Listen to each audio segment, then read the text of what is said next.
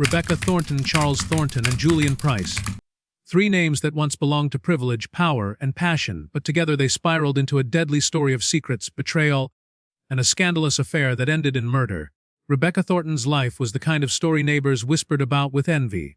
She was beautiful, wealthy, and carried herself with the poise of someone who had never known struggle. The Thornton estate, with its towering iron gates and white stone pillars, stood as a symbol of the fortune she shared with her husband Charles.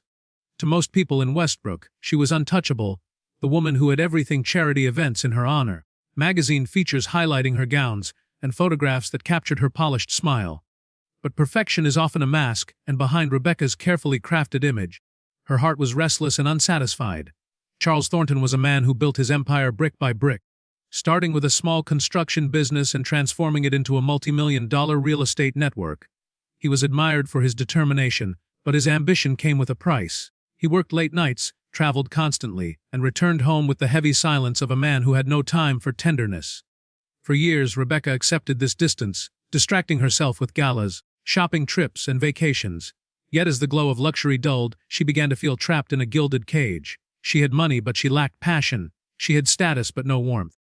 The emptiness grew more unbearable with each passing month. She often found herself staring at her reflection, questioning the choices that brought her here. Neighbors noticed subtle changes. Her sudden absences, her tendency to leave parties early, and the long drive she took alone in her black luxury car. She told others she was shopping, meeting friends, or visiting art galleries. But the truth was far more dangerous. It was at a gallery opening downtown where she met Julian Price. He was nothing like Charles. Julian was an art dealer. Younger, charming, with an aura of rebellion that drew her in instantly. His lifestyle was less polished, but he carried a magnetic energy that made Rebecca feel alive. He wasn't wealthy in the way she was used to, yet he offered something Charles never gave her: attention, laughter, and spontaneity. Their first conversations were innocent, filled with discussions about art and travel. But soon their connection grew beyond casual encounters. Rebecca felt her world shifting. Their meetings became deliberate. Lunches in quiet cafes, walks down streets where no one from her social circle would recognize her, and stolen evenings in hotels tucked away from the center of town. What began as curiosity transformed into a full-fledged affair. For the first time in years, Rebecca felt seen, and the thrill of secrecy only deepened her attachment. She was reckless with her phone, sending messages late at night and ignoring the gnawing thought that Charles might notice. She convinced herself she was untouchable, shielded by her wealth and reputation. But secrets do not stay hidden forever. Charles, though often distracted by his business, had begun to sense something was wrong. He noticed her absences, her evasive explanations, and the way she smiled at her phone when she thought no one was watching. Charles was a man who valued control above all else, and Rebecca's behavior gnawed at his instincts. He did not confront her immediately. Instead, he chose to watch, to wait, to quietly gather the truth. Rebecca, blind to the storm brewing around her, allowed her affair to deepen. She believed she was clever enough to hide it, clever enough to manage two lives without consequence. With Julian, she felt young again, adventurous, and free from the rigid expectations of being Mrs. Charles Thornton, but what she failed to see was how quickly her world was unraveling. Every whispered promise to Julian, every stolen moment, was another step closer to a line she could never cross back from. In the glittering halls of her mansion, Rebecca wore her jewels and smiled for photographs, but inside she carried a dangerous secret that threatened to shatter everything. The more she gave herself to Julian, the more careless she became. And the more careless she became, the closer she moved toward disaster. Rebecca thought she was living two separate lives, one of wealth and reputation, and another of passion and risk. But the walls between them were thinner than she realized. Charles was watching more closely than she imagined, and every choice she made was drawing her closer to a moment where her carefully built world would collapse, leaving behind not admiration or envy, but tragedy and blood. Charles Thornton had built his empire with discipline, patience, and a relentless drive for success. That same cold determination now turned inward, directed not at business rivals but at the woman he once trusted most. When whispers of Rebecca's strange behavior grew too loud to ignore, he relied on his instincts, the same instincts that had carried him from a small, time developer to a titan of real estate. Something was happening behind his back, and he needed the truth. Charles was not the kind of man to confront blindly. Instead, he contacted a private investigator, a professional who specialized in following trails others thought were invisible. Within weeks, the man produced photographs and detailed notes. Rebecca's secret life unfolded in black and white snapshots of her slipping into small cafes, walking arm in arm with Julian Price, even entering hotels together. The pictures were grainy, but the meaning was clear. His wife, the woman who graced magazine covers and posed as the perfect spouse, had betrayed him. Charles studied those photographs for hours. Each image felt like a knife in his chest, but his face betrayed nothing to the outside world. He continued to attend charity events with Rebecca, smiling for cameras, nodding politely to their wealthy circle of friends. He was a master of masks, concealing the storm raging beneath. To him, anger was useless unless it was harnessed. And so, he began to plot. Rebecca remained blind to his discovery. Lost in the excitement of her affair, she mistook his silence for indifference. In her mind, Charles was too busy with business to notice her absences. She underestimated the man she had married, believing wealth made her untouchable. Her confidence grew reckless. She no longer hid her text messages as carefully, and her excuses for long afternoons away grew thinner. What she thought was cleverness was, in reality, a trail of carelessness that confirmed her husband's suspicions. Julian, for his part, enjoyed the thrill of the forbidden. He knew Rebecca's life was tangled in luxury, and he relished the power he held over her heart. To him she was more than a lover. She was a conquest, proof that even the untouchable could be reached. He pressed her to imagine a future together, one free from the shadow of Charles. He spoke of travels, freedom, and passion without limits. And though Rebecca never fully committed to leaving her husband, she allowed herself to dream. Those dreams blinded her further, making her careless enough to believe the walls of secrecy were stronger than they truly were. Meanwhile, Charles grew more meticulous. The investigators' reports fed his obsession, confirming Rebecca's betrayal in painful detail. Yet he never confronted her, never allowed a flicker of anger to break through his polished exterior. Instead, he began to think in terms of strategy. To Charles, this was not simply a personal wound, it was humiliation, a stain on his name. In his world, reputation was everything, and Rebecca's actions had turned him into a fool. Revenge, he decided, would not come in a burst of rage. It would come carefully, methodically, with precision sharp enough to destroy both Rebecca and her lover. At home, Rebecca noticed only fragments of his coldness. A delayed answer here, an absent look there, but nothing that seemed unusual for a man who had always buried himself in business. She continued her double life, believing she was safe. Nights were spent in her lavish bedroom beside Charles, mornings at charity meetings, afternoons stolen in Julian's company. The balance seemed to hold, but beneath it lay a quiet war. The tension became a silent character in their mansion. Meals were shared with polite words, but no warmth. Photographs of them smiling at social events concealed the fractures that deepened with every passing day. Charles was playing his part so convincingly that Rebecca never considered she had already been exposed. To her, danger came in the form of being discovered by neighbors or gossip columns. She did not realize the true danger was the man seated across from her at the dinner table. For Charles, the affair had already crossed from betrayal into strategy. He no longer asked why she had done it or whether she still loved him. Those questions were beneath him. What mattered now was control, reclaiming it, asserting it, and punishing the two people who had dared to undermine him. His silence became a weapon, his patience a shield. By the time Rebecca and Julian believed they were thriving in secrecy, Charles had already mapped out their downfall. Every movement was tracked, every detail noted. The game was no longer about suspicion. It was about timing. He would not lash out impulsively, nor would he allow emotions to cloud his judgment. He would strike only when he knew the blow would be final, devastating, and impossible to undo. Rebecca thought she was balancing two lives. In truth, she was living in a story Charles was quietly rewriting. Every smile she gave Julian, every lie she told Charles, every secret text she sent in the quiet hours of the night. Each one was a thread in the web tightening around her. And while she thought she was escaping the cold grasp of her marriage, she was, without knowing, stepping closer to the edge of something much darker than she could imagine. The Thornton Foundation Charity Gala had always been the highlight of Westbrook's social calendar. That year, the ballroom shimmered with chandeliers, polished marble floors, and tables draped in gold. Dozens of photographers lingered near the entrance, waiting to capture the city's elite as they arrived in their designer gowns and tailored suits. Rebecca Thornton floated through the crowd like a vision, her emerald dress catching the light, her jeweled necklace reflecting the camera flashes. She smiled as though nothing weighed on her, yet her mind was elsewhere. While guests praised her beauty and donors lined up to shake her hand, she was thinking of Julian Price, the man waiting for her beyond the walls of luxury.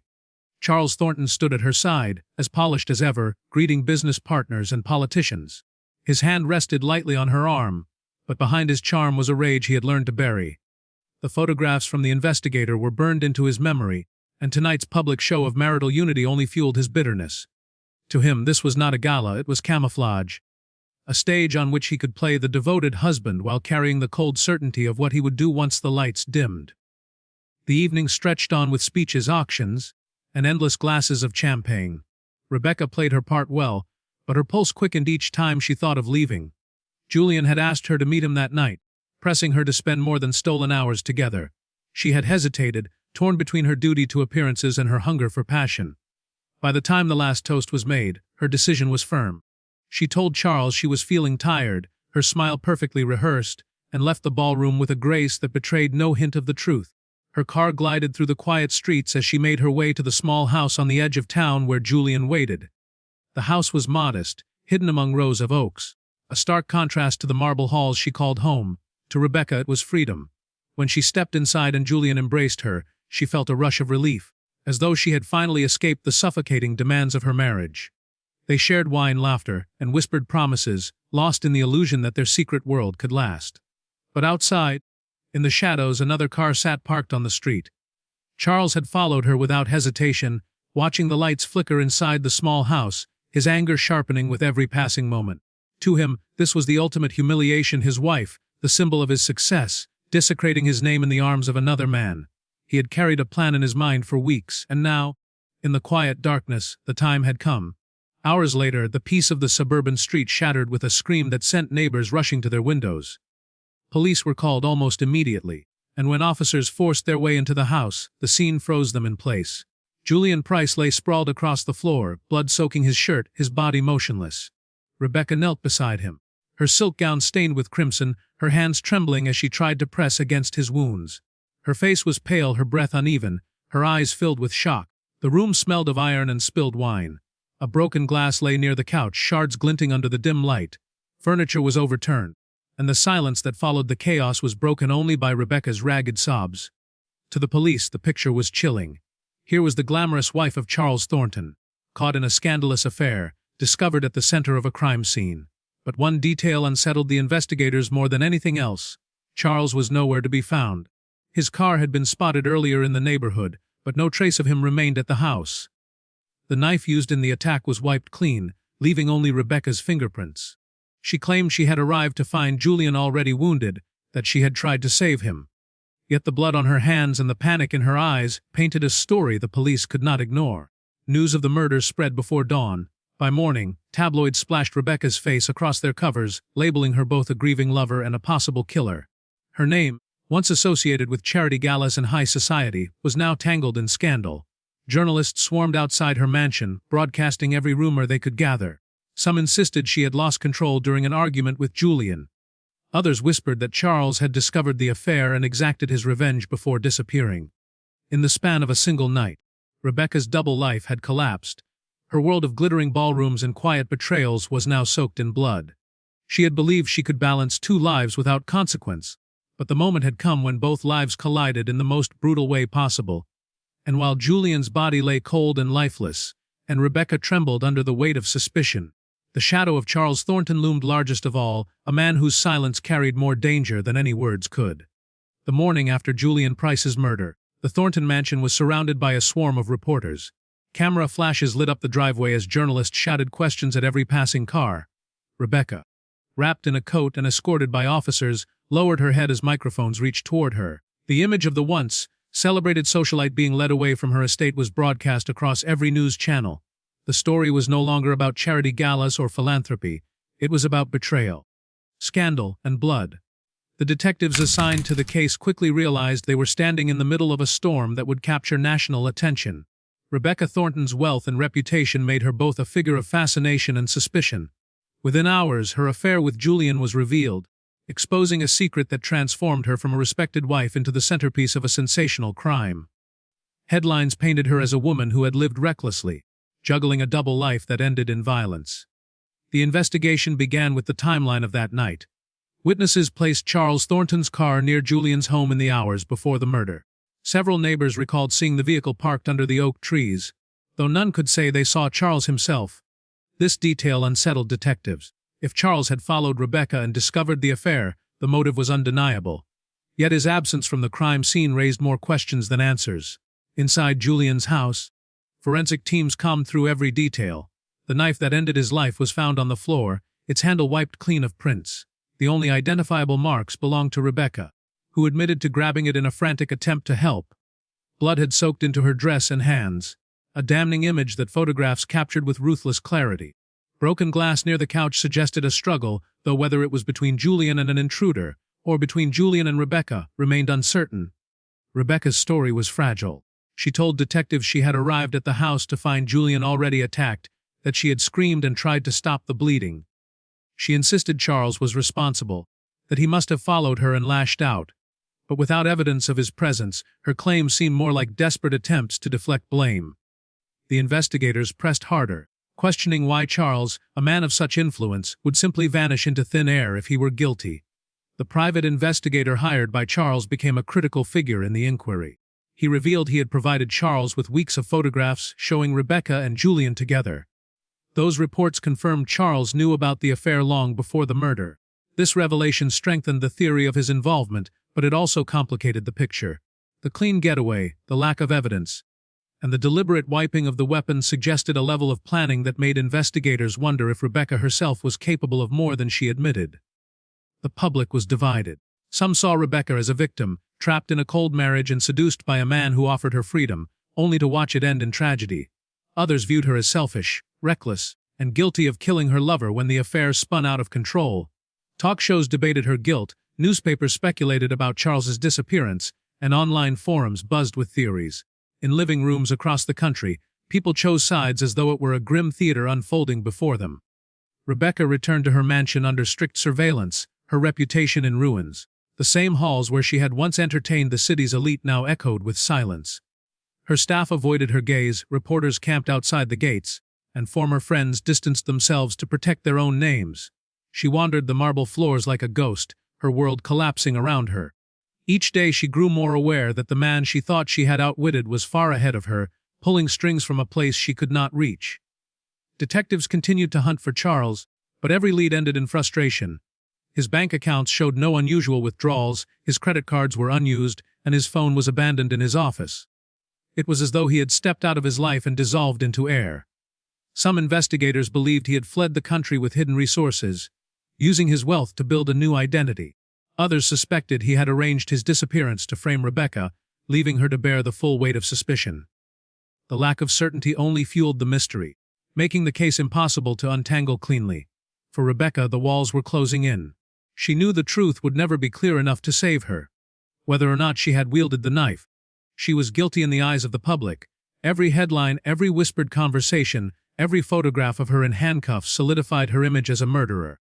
The woman once admired for her beauty and grace was now branded a liar, a cheater, and a killer. In the silence of her mansion, she began to realize she had underestimated Charles completely. She had thought his distance meant weakness, that his silence was ignorance. In truth, it was strategied. Every move she had made had been anticipated, every lie catalogued, every secret step shadowed. She was left with nothing but the fragments of her shattered life, her lover dead, her name destroyed, and her husband vanished like smoke. The investigation dragged on, but the answers never came. With no body, no confession, and no trace of Charles, the case remained an unsolved puzzle. Yet Rebecca's role was cemented in the narrative. She was the scandalous wife whose affair ended in murder. A story that captivated the public not because of certainty, but because of the unanswered questions that lingered long after the blood was cleaned from Julian's floor. The trial of Rebecca Thornton was unlike anything the city of Westbrook had ever seen. For months leading up to it, her name dominated the news cycle. Her face splashed across screens in magazines that once celebrated her charity work and fashion. Now, every detail of her scandalous affair and the bloody death of Julian Price was dissected for public consumption. On the first day of court, crowds filled the sidewalks outside the courthouse. Reporters jostling for position, curious onlookers eager to catch a glimpse of the woman whose fall from grace had become a national obsession. Rebecca entered in a plain navy suit, a stark contrast to the glamorous gowns she had once worn. Her hair, once perfectly styled for society events, was pulled back simply, and her face carried the strain of sleepless nights. Inside the courtroom, the atmosphere was electric. Every seat was taken, the jury carefully selected, the press lining the back wall. The judge called for order, but whispers still rippled through the crowd. This was not just a trial, it was the final act of a story that blended wealth, betrayal, and murder. The prosecution wasted no time painting Rebecca as a woman whose greed and selfishness had spiraled into violence. They argued she had grown bored with her wealthy lifestyle and sought passion in Julian Price, only to end up in a heated argument that turned deadly. Photographs of her blood-stained dress were displayed for the jury, as well as the grainy images from the private investigator proving her affair. They described her as manipulative, reckless, and willing to sacrifice anyone to satisfy her desires. Her fingerprints on the knife were presented as the clearest evidence of her guilt. The defense countered by portraying Rebecca as a victim. They described a cold, domineering husband who had discovered her affair and orchestrated a trap designed to destroy her. They reminded the jury that Charles Thornton's car was seen near Julian's house the night of the murder, and emphasized that Charles himself had vanished without a trace. They argued that Rebecca had panicked, trying to save Julian after finding him already mortally wounded. The defense insisted her fingerprints were the marks of desperation, not murder. Witnesses were called one after another. Neighbors testified about hearing screams but could not identify who was present before police arrived. The private investigator admitted under oath that he had been hired by Charles and had provided him with extensive proof of the affair.